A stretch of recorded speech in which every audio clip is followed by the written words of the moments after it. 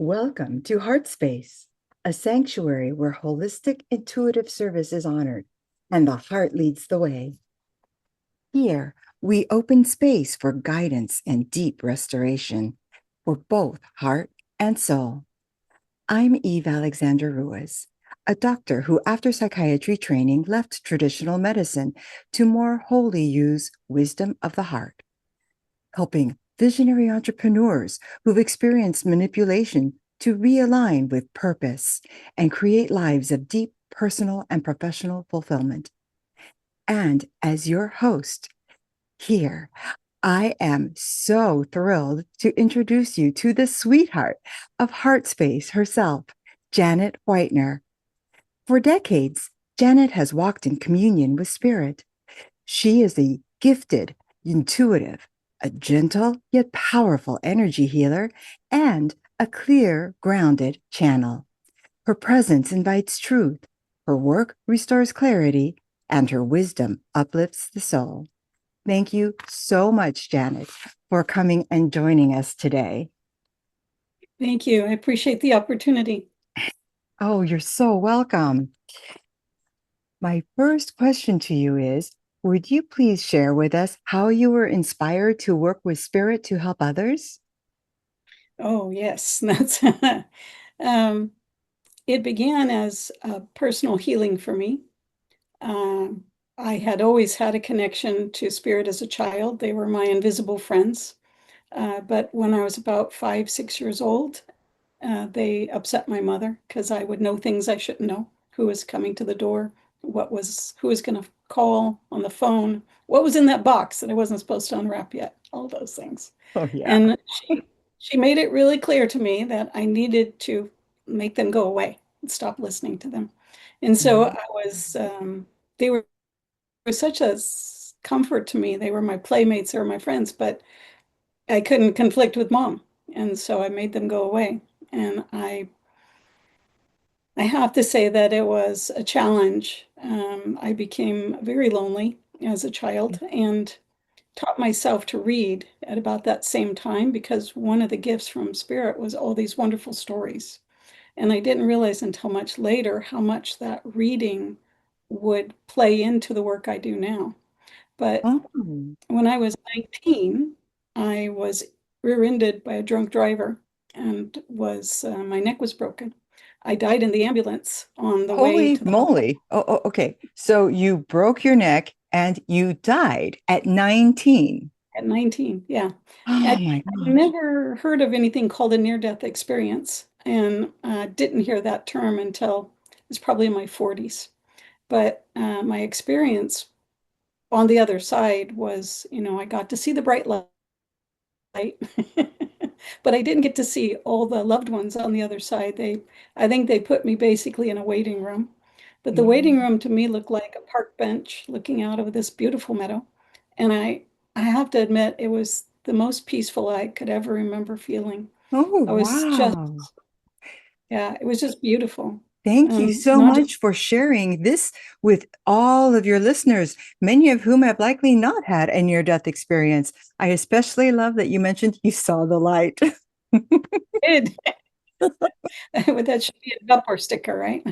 That's right. But I, even though it's been decades, I can't forget a single moment of the experience. And while I was there on the park bench, looking out over all this beautiful nature, someone came Mm. up behind me, put their hands on my shoulders. And I often say, if I had one regret, it's that I was so completely peaceful, I never turned to look at them. Oh, I knew who they were and I knew they loved me, but there's still that, I wish I had thought to. But what they oh. said to me was, um, of course, this is your home. Of course, you can stay. But, and always be cautious when spirit says to you, but. All right then. And they reminded me why I chose the life. And that was to consciously work with the energies of trust and truth.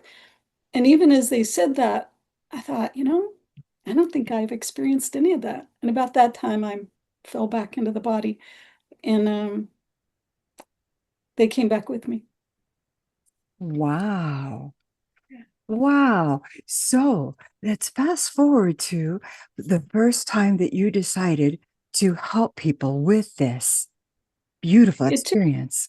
thank you. It took years for my personal healing to get me to a place where I felt peaceful and balanced and had some connection to my purpose in the life. And at that point, I asked them, I said, I know you came to work with me, but I'm so changed and I'm so much happier and feel for the first time like I have ownership of my own life. I said, can you do the same thing for other people? Because I wanted other people to feel what I felt like instead of being so afraid and so much different types of pain that by finding a way to reclaim ownership, you you make completely different choices that don't that let you let go of fear, let go of pain. And they they hadn't expected that. It's always fun when you can surprise spirit. And so we I'm talked about sure it is. it is, yeah. We don't have that. We play a game. I love the ones I work with. They have such a sense of humor, and we do puns and words back and forth. They have about 99 points, and I have maybe two, but I don't give up trying. Yeah, they're Good for you. Now, I noticed one of the things that you do is channeling. Would you please define this for us? yes, a lot of people don't understand it, and they think somehow that spirit comes inside and possesses you. I actually had someone that say that to me, "Are you being possessed?" No, no, no. It's very much a loving embrace, is my understanding of channeling. They come. We have a human energy field. Some people call it the aura, and they have an energy field. And channeling is when their energy field overlaps my energy field. And for me, it feels like they come up behind me and kind of wrap their arms around me. They don't ever Hmm. actually touch my body or come into the body, but I give them permission to use my consciousness, my words, my what I know, like, don't chew with your mouth open, social mores, and there's a lot of funny stories around that. I'm Uh, sure. but this is when I began to understand how important all the reading I had done when I was younger, because it gave them a vocabulary, it gave them an understanding of language. Spirit has no language. And so for them to work with a physical channel, they have to come to an understanding of language. And that's a process for both the channel and for the spirit. I especially So love the way, and I'm so thankful that you explained it so clearly. First of all, thank you very much for that. I love that the times that I have been able to sit in an audience and experience your channeling in a group, knowing now how you're feeling, what your sensations are as you're doing it. And I must say that the ease with which you hold your body and the peacefulness in your visage match exactly the explanation you gave for it. I So think I love so. that. You're just piecing together the pieces of the puzzle for me. Well, it's an ongoing journey. My job as a channel is to be a clear conduit. I have to put my stuff aside, my anything emotional, anything that I'm preoccupied with, any physical distractions. I have to have the commitment and discipline to set those aside so that they have clear space to work. And that's what I teach my students. And but That it is is beautiful. thank And you. what kind of messages come through when you channel? Is it Um, anything or is there a certain kind of theme? you know, their focus, if I had to say what their focus is, I believe that it's really about helping people, first of all, under the umbrella of helping people realize that we do create our reality and learn to take responsibility for that. And a lot of it rests within our emotional body, where we have a lot of unprocessed, unreleased emotions from Hmm. childhood, from adolescence, from early adulthood, from traumatic events. And everything that isn't released starts to block us in terms of allowing us free choice and free will. We're Yes. becoming predetermined by our past. which takes our freedom from us. And it makes it so much easier for other people, for us to give responsibility over to other people. So the process is helping people rediscover that sense of self and ownership and understand their rights and responsibilities as a human being from a spirit's perspective. But yeah, amazing things come through. Sometimes I think even in the briefest of interactions, a story that's very powerful example and very near and dear to my heart. I had a man that came in, I'd never met him, didn't know anything about him, sat down across from me and didn't even speak, didn't ask a question, nothing. And I'm like, okay, you're waiting for a message from spirit. Mhm. And I got an image of a woman in a Mhm. gown, and she was in the corner of a room, faced into a corner. And she was exhausted and just worn out, and she couldn't go forward and she couldn't go back. And all she kept saying was, thank you. And when I shared that image with him, this great big guy, I mean, he must have been 6'4" and it was like, 250 pounds of muscle, just Mhm. started to cry. And I'm like, Mhm. could you help me understand your emotional response? And he told me that his sister had a brain injury and he was her executor and he had to be the one to pull the plug. Oh my goodness. Wow. No, that is the last thing someone would ever expect to hear. Oh my And goodness. And so that's what spirit's about. In those few, that was a 15-minute reading. Not that I can always do that in 15 minutes, but it was an example of Hmm. how spirit really wants us to be reassured that love doesn't die. It changes, but it doesn't die. Yeah. And the comfort from that message, I think, brought him so much relief. Oh, I can only imagine. Wow. So, who would you describe as the type of person who might benefit most then from what you do for people? I think anyone that comes with an open mind, that they might find a way to look at their life and their choices and their circumstances in a new way, different perspective. My job isn't to convince or prove. My job is simply offer suggestions and alternatives and help people see that they could look at it in a new way. I love that. So, for everyone listening here, take note because as you can see, Janet pulls messages pretty powerfully through.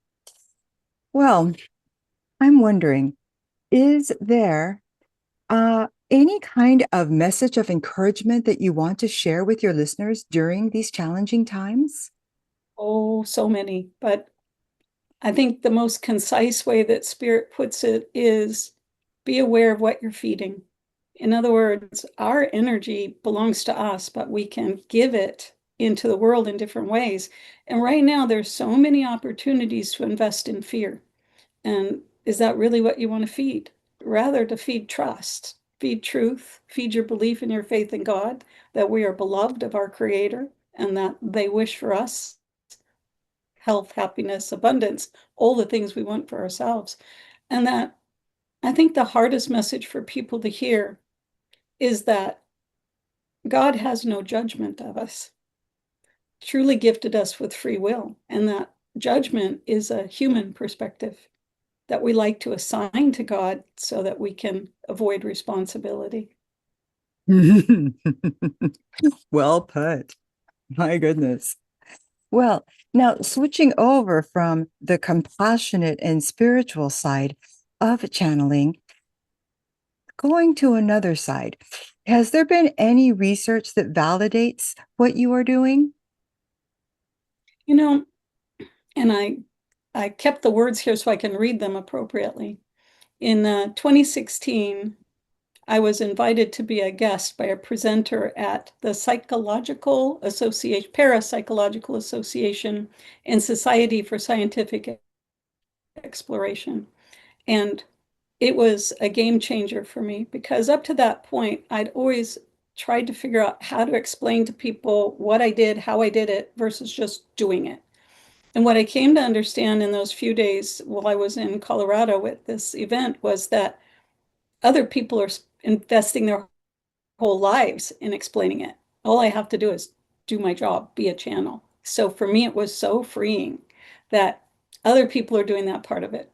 I'll do my best to answer questions for people, but my joy, my passion is in being the channel. Oh, I love hearing that. And I'm sure they love your being their channel. Would you describe who you're channeling? Um, yes. Typically, I channel Arrow, and their name is spelled Aero. They call themselves my gatekeeper. And what they mean by that is any entity, any spirit that wants to channel through me, they have to basically meet the vibrational requirements that Arrow sets, which is they must vibrate with unconditional love. And so I have the ability to channel a variety of entities as long as they line up with that requirement. Yeah. So one of the gifts I have that I didn't even realize until I started teaching classes on working with spirit is that I am able to hear and receive messages and on occasion channel the higher selves of other people, which is so profoundly healing for them to know the unconditional love their higher selves hold for them and to get the very specific messages coming from those higher selves. I can only imagine. Well, They chose their because spirit doesn't typically have names because they don't have a need for them. But for my comfort, they chose a name, and I love the background of what they chose. absolutely. Okay. Now, Janet, you've mentioned to me that you do a few other things besides channeling. Would you like to go a little into those? Yes, I do work as a medium. It's different than channeling. From my perspective, there's those on the other side of the veil that act like non-physical mediums, and then there's people like me that are able to hear them, and we kind of meet and bring the physical person seeking the information and the non-physical person on the other side together so that they can hear and sense each other. So many beautiful messages, so much healing. I have a passion for it because it's so profound in the moment and so many amazing stories. Years ago, if there's room for me to tell a story, years ago I was new to being a medium. And I was still a little uncertain about it. And I'm like, okay, I'm going to do my best. And this woman came in for a reading and I could feel the sorrow. And I told her I feel sorrow and I'm not sure where it's coming from. And about that time I said, wait, I said, something's happening here. And into the room, energetically, not in real life, was a Great Dane, a black and white spotted Great Dane. And he was belly crawling into the room and looking at her like, is it okay for me to be here? And as I described that to her, she just lost it. She was here for the reading because her dog had just died. That was her. Oh, oh my. And when he misbehaved, he would belly crawl into the room and lay at her feet until she told him it was okay. Oh my goodness. And so the fact that me, a perfect stranger who had never met her, didn't know anything about her, gave her that image, and she walked out of there a changed person. And I'm sure she did. that cemented it for me that I would risk because working as a medium, I feel a lot more visible, I guess is a way to put it, than I do when I work as a channel. And Mhm. so for me, it felt much more vulnerable. And so my experience, we're changed, right? I am changed by my work just Mhm. as other people are. And that was just a moment that really brought home to me that, you know, working with spirit, they never correct you. They never say, hey, you could have done this better or you did this poorly. They never do that. And what I realized is that my ego had gotten in the way, my fear of making a mistake, my concern about doing something wrong that might hurt another person. And so in that experience, I learned to ask myself what's more important, my fear or the message that might really help this other person. And so it became so easy for me to say, I choose. And that's when I started every session with, I do a invocation, usually silently, but that invocation is, I am choosing to be of service in this moment. I release all concerns to unconditional love. You have shared the golden words.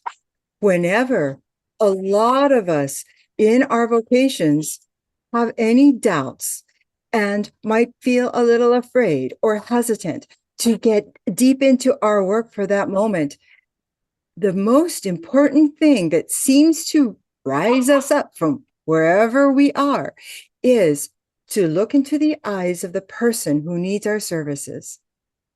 And then in sensing, feeling, blending energy with them, we are moved to act. Thank you for defining such an important act to do. This is why we do this, right? We are light workers because we want that light to move others in the direction that is for their highest good.